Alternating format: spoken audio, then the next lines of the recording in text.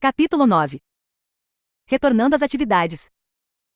Para darmos sequência aos nossos estudos, as perguntas que foram selecionadas e as que trazem o mesmo pensamento em conteúdo serão lançadas no painel e endereçadas a quem deve responder. Serão feitas 2 perguntas a cada expositor, para que eles tragam maior esclarecimento nas respostas. As semelhantes serão projetadas juntas e resumidas em uma única, para melhor aproveitarmos o tempo. Logo todos ocuparam os seus lugares, e daí a pouco as perguntas apareceram nos painéis localizados no salão. Não demorou muito e um jovem narrador dá início. A primeira pergunta feita vai para o irmão Melo. Os aprendizes aqui questionam o seguinte: qual é a força moral e cristã que tem o catolicismo no tratamento da alma viciada além da morte? A força do amor. Só o amor tem a força moral para estruturar os seres na vida. Nem mesmo as religiões espiritualistas que creem na reencarnação, se não agirem com amor, não vão lograr nada. O poder da religião está no amor e na caridade. Aquele que se diz religioso, mas não vive a prática do amor e da caridade, deixa a desejar. O melhor caminho para a paz é o do amor, e quem não ama não vive a verdade do Senhor. Por mais nobre que seja a intenção, se não houver amor, não haverá conquista de elevação moral e cristã.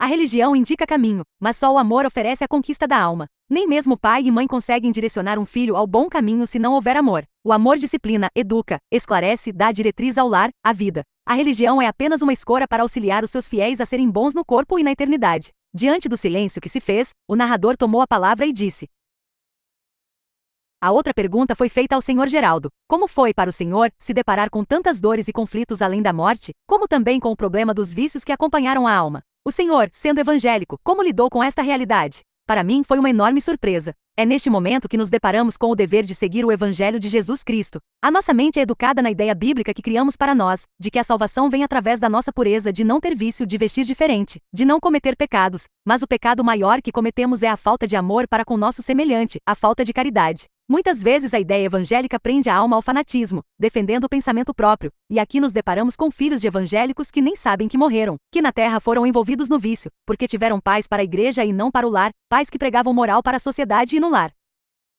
mostravam o que na verdade eram, e os filhos, por presenciarem aquelas situações, não seguiram, não acreditaram neles. Mas para mim foi uma grande surpresa depois que passei por um tratamento e tive conhecimento da minha posição de alma liberta do corpo. Quando tive a oportunidade de auxiliar, senti que deveria ter feito mais. Uma coisa eu digo para vocês: ninguém dorme esperando o juízo final. Quem dorme demais perde tempo. Se Deus trabalha sem parar, por que haveríamos de dormir? Vamos trabalhar para melhorar. Logo que Geraldo sentou, o narrador tomou a palavra e disse: nossa próxima pergunta é endereçada ao senhor Mariano. Por que o espírita que tem conhecimento vem parar aqui como paciente, neste local que trata de vícios, ou em outros lugares de dores e lágrimas, e ainda acredita que isto possa passar? Nenhuma religião, meus irmãos, salva ninguém, nem tira a dor de ninguém. Cada um vive com o que fez para si mesmo. Como os nossos irmãos já disseram, o amor e a caridade são tudo. O amor une as pessoas, a caridade entende a dor do semelhante. Relembremos Jesus, a cada um segundo as suas obras. A lei de Deus é sábia, ninguém se salva com a obra dos outros. Não existe na lei de Deus o jeitinho, o driblar a lei.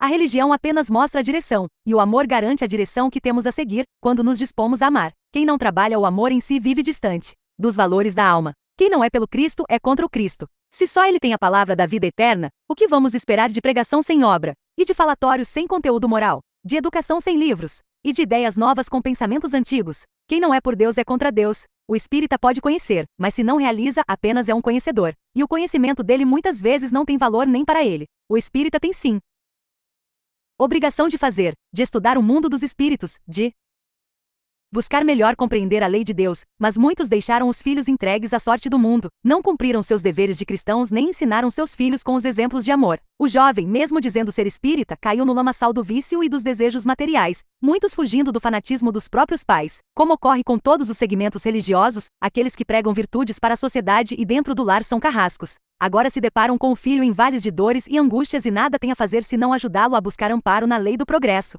Só se ajuda a quem quer ser ajudado e muitas vezes encontramos filhos acusando os pais pelo abismo em que se deparam na vida. Na obra do Cristo, ajuda-te que o céu te ajudará, o esforço é individual e cada um recebe o que busca. A prece ajuda na intuição, faz a pessoa ter novos pensamentos para se libertar de tal sofrimento, mas só trabalhando se é capaz de oferecer a melhor condição na vida. O espírita sofre em ver os seus nesta luta, mas a cada um a sua obra. A próxima pergunta é para o Sr. Geraldo. Aqui encontramos muita gente de todos os segmentos religiosos também no mundo do vício, do suicídio, dos erros em geral. Mas os filhos dos religiosos são em número muito maior, porque se revoltaram, não quiseram seguir as orientações religiosas dos pais e acabaram indo para caminhos a esmo. O que tem a falar sobre isso? Nós, quando conduzidos pelo fanatismo, nos perdemos, e muitos pais, por caminharem na terra pelo caminho do fanatismo, se perderam, e perderam em primeiro lugar os filhos, as almas queridas que estão sob sua tutela por misericórdia do Senhor. Qualquer um que deseja ser fiel a Deus tem esse direito, mas consciente de que tem o dever de olhar à sua volta para o testemunho dentro do lar. Deve ser um pai ou uma mãe acolhedora e sincera com seus deveres religiosos, deve trabalhar sempre buscando salvar os seus.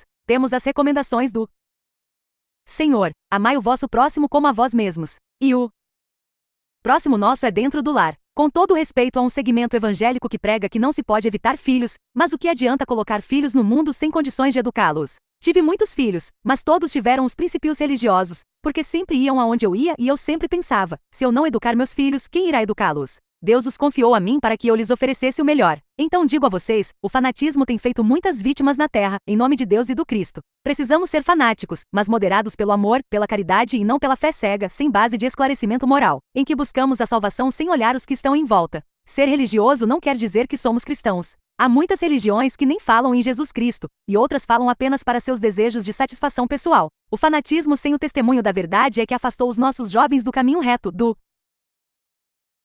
amor do Cristo, da fé solidificada no amor e na caridade, como falou o Sr. Mariano. Nossa próxima pergunta foi feita ao Sr. Mariano. Qual a maior dificuldade que o espírita na Terra tem encontrado em se deparando com seus filhos envolvidos no vício e, ao chegar aqui, ainda se deparar com eles envolvidos no mesmo desejo que tinham na Terra? O sentimento de pai ou de mãe não é diferente por ser católico, evangélico, espírita, ateu ou qualquer outra religião, seja ela qual for. O amor e o dever são os mesmos perante o ato de educar, de instruir e de amar. Encontrar um filho, um irmão no lamaçal do vício, da maldade, do ódio, da revolta, é para qualquer um uma decepção enorme. Como disse o nosso irmão Geraldo, que teve vários filhos na terra e educou-os nos segmentos evangélicos. Ele falou do fanatismo. O fanático deixa por conta de Deus o que cabe a ele realizar, inclusive os filhos que vieram para dele receber o amparo e a educação. O espírita tem por obrigação esclarecer o filho. Se não o fez, deixou a desejar, agora terá que fazer. Que se cumpra a lei do Senhor, ceitil por ceitil. Quem contribuiu para a melhor situação do filho goza desse prazer, pois deu-lhe o esclarecimento. Quem não contribuiu, compadece-se. Os fanáticos lamentam e terão que os auxiliar de alguma forma. Aqueles que orientaram os filhos ao bem, mas os filhos não quiseram segui-los, ao menos mostraram-lhes o caminho que deveriam ter seguido. Muitos tentaram, mas a rebeldia dos filhos afastou-os da diretriz do caminho. Os pais, por amor a eles, farão tudo para ajudá-los, mas não são culpados por aquilo que não quiseram seguir. Todos os pais devem esclarecer os filhos, para que eles tenham consciência do erro, pois, se errarem, eram conscientes de que são responsáveis pelo que fizeram. A culpa maior é de quem sabe e faz errado. A próxima pergunta é para o irmão Melo: como lidar com o fiel que ouviu seus conselhos na terra e não os colocou em prática e agora sofre e diz que a religião não o ajudou? Já ouvimos aqui que religião não salva ninguém. Que o individual é que faz a diferença no mundo. Ser bom é um dever de todos nós, filhos de Deus. Mas quem ouviu um conselho e não praticou, está na mesma condição dos que se candidataram a discípulos de Jesus e se debandaram para outras paragens, sentindo que as palavras de Jesus exigiam mudanças. Não quiseram segui-lo, abandonaram-no para não modificarem a si mesmos. Isto é real e estamos nós há mais de 2 milênios com os ensinamentos do Cristo e nada realizamos para usufruir em benefício de nós mesmos. Não basta ouvir, temos que ter o discernimento do que ouvimos. Como São Pedro teve quando disse ao Senhor: vamos para onde só vós tendes a palavra da vida eterna. Buscamos conselhos, mas não nos aconselhamos. É o que disse Sr. Mariano. Nós temos que nos esclarecer, não é convencer ninguém que esta ou aquela religião é boa, bom é Deus que está nos céus. Disse Jesus aos seus discípulos. Quando as criaturas tiverem consciência de que sem o Cristo elas não vão a lugar nenhum, tudo vai mudar na terra, pois só o Evangelho do Cristo é capaz de nos guiar para o equilíbrio de nossos corações. Júlio ficou de pé e falou a todos. Vamos então encerrar nosso encontro pedindo ao nosso irmão Melo para fazer a prece de encerramento. Irmão Melo ficou de pé e no silêncio que se fizera no salão começou a orar. Glória a Deus, ante as provas de nossa vida, glória, Senhor. Pela força de amar, na vida em qualquer lugar, seu sublime despertar. Na bênção de se elevar, glória a Deus, meu Senhor. O bem, a luz e o amor. Livra minha alma da perdição. Afasta-me da confusão. Glória, Pai de bondade. Na luz de tua caridade e no trabalho de um cristão. Glória à bondade da vida, a tua alma querida, que guardamos no coração. Glória ao trabalho para o bem, a beleza de um vintém, o consolo a tanta dor. Glória a ti, Pai, para sempre. Na busca de novo dia que a verdade irradia, o céu em forma de amor. Glória a ti para sempre, Senhor. Dá-nos força permanente. Luz sublime a nos guiar. Glória a teu nome, Senhor. Na luz, no amor e na paz. Que a tua bênção esteja com todos, Senhor, agora e sempre. Ao final, irmão Melo encerrou o encontro daquela noite no salão de atendimento coletivo da casa de Timóteo.